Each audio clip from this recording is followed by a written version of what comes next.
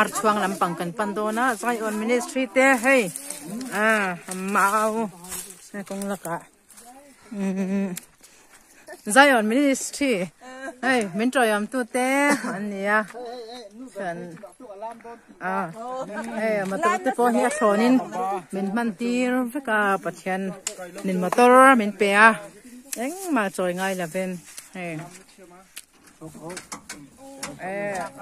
ruata point pe zau le maya hai ku vate sema hey kong la ka kan lan chola Zion Ministry lalpa Ministry alo ni reng maya tireuте in niam te in bulmin kan tira ma se aram he zau ze dona ni ti hi lalpan ni mina po men sia tira ro pui ka ti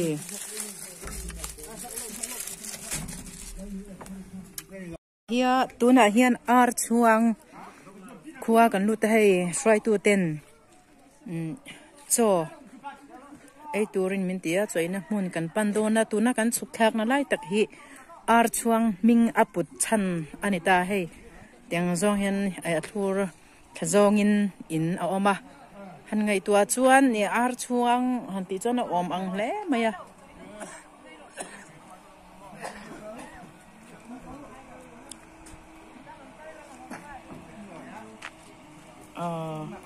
Zion Ministry of Angin Archuang Khuate kan han theita kalom le mai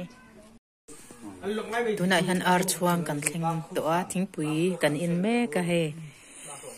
Archuang khatlang frai to ten min lo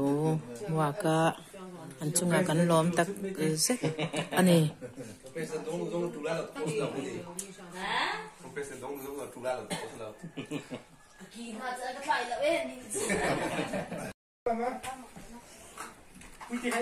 cho em mình lâu xia má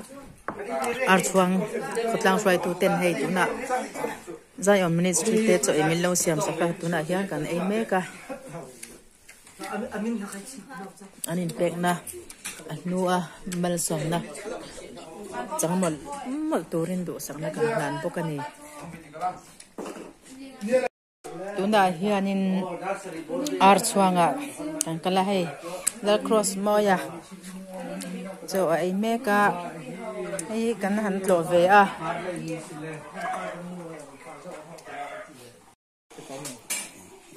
Zion Ministry ten hei rong bol na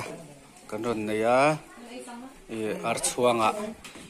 ton hen hei lal no esterian ayo in